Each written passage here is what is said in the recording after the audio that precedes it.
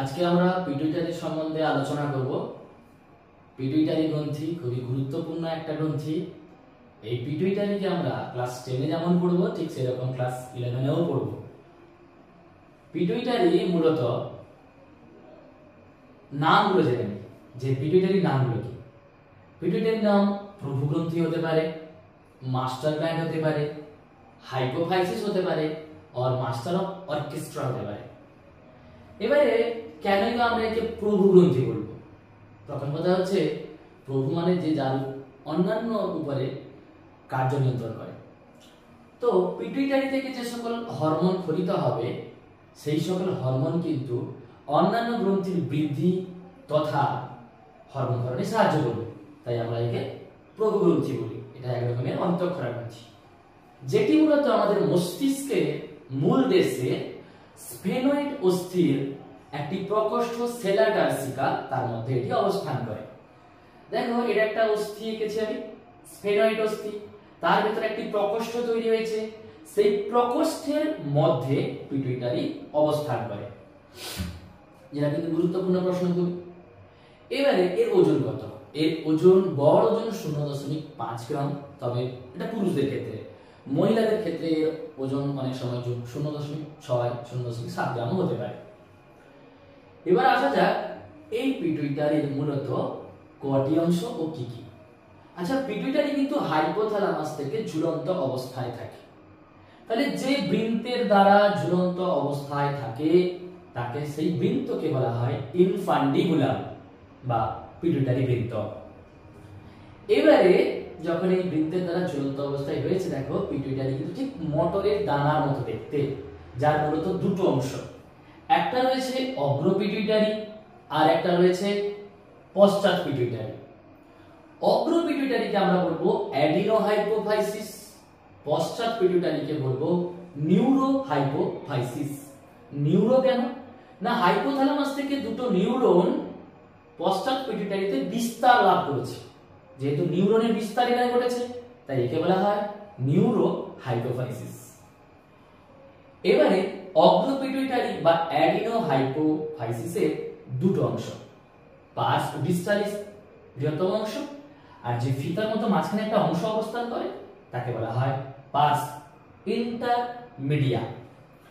Purse যে ডিস্টালিস রয়েছে এখানে বিভিন্ন রকমের কোষ দেখতে পাওয়া যায়, যেমন থাইরোট্রফ, সোমাটোট্রফ, কর্টিকোট্রফ, গোনাডোট্রফ, ল্যাক্টোট্রফ, এরকম কিছু কোষ রয়েছে।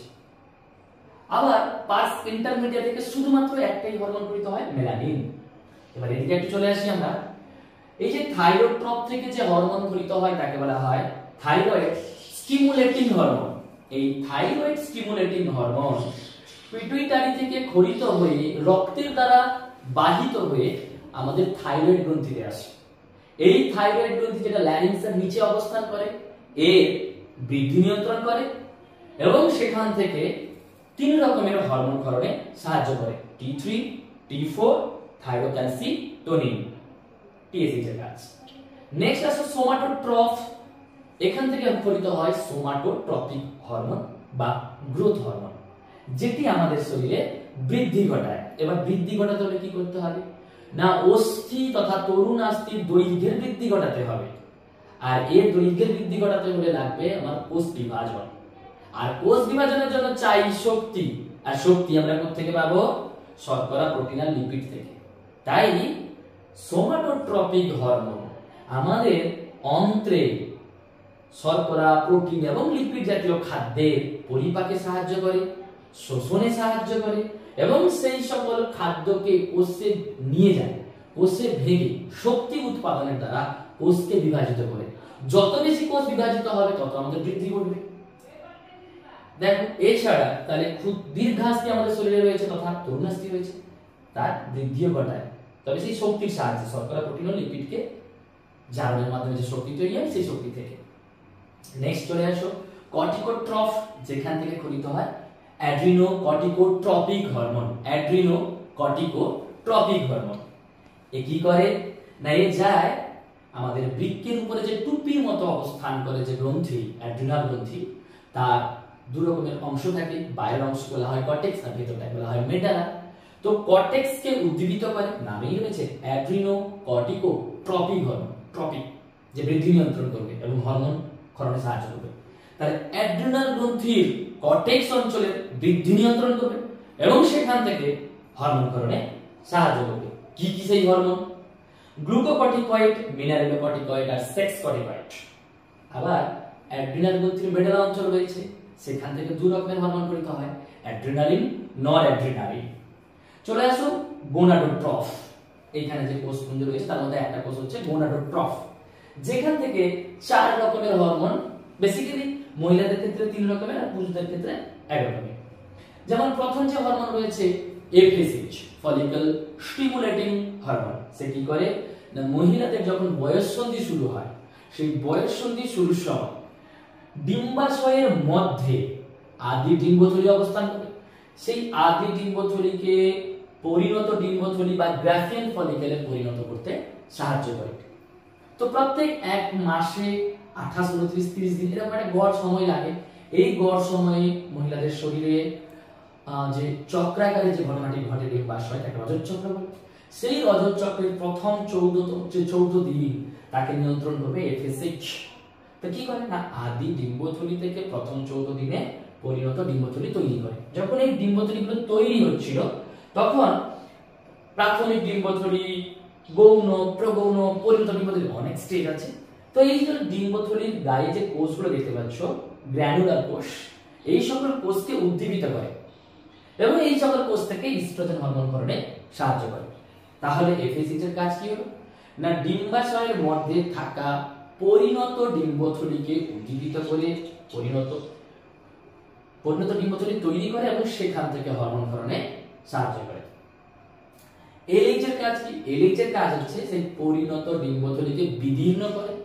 পরিণত ডিম্বথলি এইখানে, একে বিদীর্ণ করবে 14তম দিনে, 15তম দিনে বিদীর্ণ করে পিত্ত গ্রন্থি তৈরি করতে সাহায্য করে।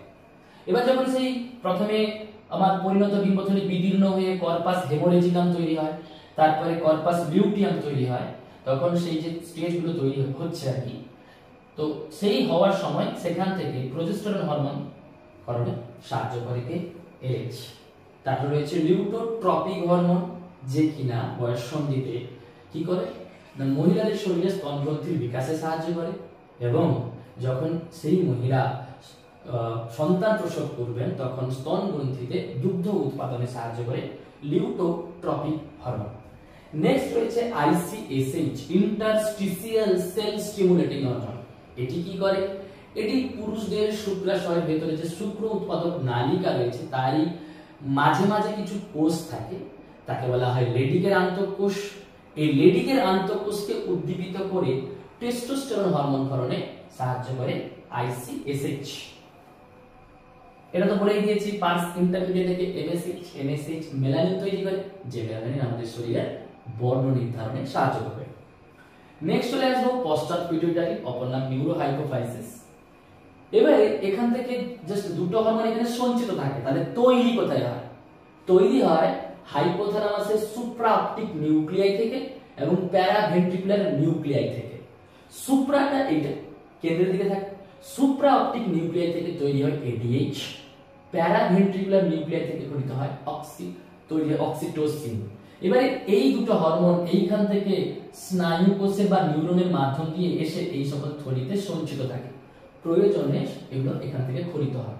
তাই পশ্চাৎ পিটুইটারি কোনো নিজের হরমোন তৈরি করতে পারে না, জাস্ট সেখানে সঞ্চিত থাকে, যেটা কিনা তৈরি হয় হাইপোথ্যালামাসে। এর মধ্যে দুটো হরমোন এডিএইচ। এডিএইচ কি করে না, আমাদের যে নেফ্রন রয়েছে সেই নেফ্রনের দূরসংবর্ত নালিকা এবং সংগ্রাহী নালিকা থেকে জলের পুনঃশোষণে সাহায্য করে, দিয়ে আমাদের শরীরে মূত্র উৎপাদন প্রক্রিয়াকে নিয়ন্ত্রণে রাখে। যদি আমাদের শরীরে এডিএইচ এর পরিমাণ কমে যায় তাহলে কি হবে, সেই ব্যক্তি সারাদিনে 10 থেকে 12 লিটার লঘুমূত্র ত্যাগ করবে, অর্থাৎ তার বহুমূত্র হবে। তাই এই হরমোন আমাদের শরীরে বহুমূত্রকে হতে দেয় না। সো অ্যান্টি ডায়াবেটিক হরমোন একে বলা হয়। অপর একটা নাম রয়েছে ভ্যাসোপ্রেসিন।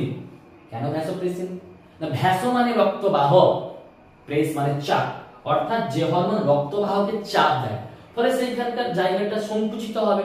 সংকোচনের ফলে এর ভেতর দিয়ে যে তরল রক্ত যাচ্ছিল তার কিন্তু এখানে গতিবেগ, অর্থাৎ গতিবেগ বেড়ে যাওয়ার জন্য চাপ বেড়ে যাবে, অর্থাৎ রক্তচাপ বেড়ে যাবে। তো রক্তচাপকে নিয়ন্ত্রণে কে সাহায্য করে? ADH or vasopressin. এডিএইচ এর অপর নামই ভ্যাসোপ্রেসিন। দেন চলে আসো অক্সিটোসিন। অক্সিটোসিন কি করে? অক্সিটোসিন যখন একটি মহিলা সন্তান ধারণ করেন, জরায়ুর মধ্যে সেই প্লাসেন্টার মধ্যে বেবিটা অবস্থান করে, যখনই জাস্ট প্রসব হবে, সেই সময় প্রসব হওয়ার আগে 9 মাস 10 দিন যখন বেবির কমপ্লিট হয় অমরার মধ্যে, তখন এইখান থেকে তথ্য স্নায়ুর মাধ্যমে মস্তিষ্কে যায়। তখন মস্তিষ্ক কি করে? হাইপোথ্যালামাসকে উদ্দীপিত করে। হাইপোথ্যালামাস কি করবে? অক্সিটোসিন হরমোন ক্ষরণ করে, যে রক্তের দ্বারা আমার পরিবাহিত হবে কোথায় না প্লাসেন্ট জরায়ুতে চলে আসবে। জরায়ুতে কি করে? জরায়ুতে যে পেশি রয়েছে সেই পেশিটা বলা হয় মায়োমেট্রিয়াম। সেই মায়োমেট্রিয়াম উদ্দীপিত হবে, তখন মায়োমেট্রিয়াম প্রেসার দেবে, চাপ দিলে কি হবে? প্লাসেন্টা বিদীর্ণ হবে। প্লাসেন্টা বা অমরার মধ্যে যে তরল থাকে তাকে বলা হয় অ্যামনিওটিক ফ্লুইড বা তরল। তো সেটা যখন বাইরে বেরিয়ে আসে ফলে পিচ্ছিল যে উপাদান বাইরে এলো, ফলে কি হয় না প্রসব পথ তৈরি হয়, যার মাধ্যম দিয়ে সহজে বেবি বাইরে বেরিয়ে আসবে, অর্থাৎ প্রসব হয়ে যাবে। তাহলে অক্সিটোসিনের কাজ জরায়ুকে সংকুচিত করে প্রসবে সাহায্য করে। আর একটা কাজ কি না স্তন গ্রন্থি থেকে দুগ্ধ ক্ষরণে সাহায্য করে। মনে রাখতে হবে স্তন গ্রন্থিতে দুগ্ধ উৎপাদন করে প্রোল্যাকটিন বা লিউকোট্রপিক হরমোন, আর ক্ষরণে কি সাহায্য করবে? অক্সিটোসিন। ঠিক আছে, এবার আরেকটা জাস্ট বলে দিই, সেটা হচ্ছে এই যে রক্তজালক রয়েছে আমার অগ্র পিটুইটারিতে, এই কিন্তু হাইপোথ্যালামাস থেকে এসেছে। হাইপোথ্যালামাস থেকে বিভিন্ন রকমের রিলিজিং হরমোন আর ইনহিবিটরি হরমোন বয়ে নিয়ে আসে অগ্র পিটুইটারিতে। এর নাম রয়েছে, এর নাম কি? হাইপোফাইসিয়াল পোর্টাল সিস্টেম, যার মাধ্যম দিয়ে আরো ভালো করে বলা যেতে পারে হাইপোথ্যালামো হাইপোফাইসিয়াল পোর্টাল সিস্টেম, যার দ্বারা হাইপোথ্যালামাস থেকে ক্ষরিত রিলিজিং হরমোন এবং ইনহিবিটরি হরমোন অগ্র পিটুইটারিতে চলে আসে।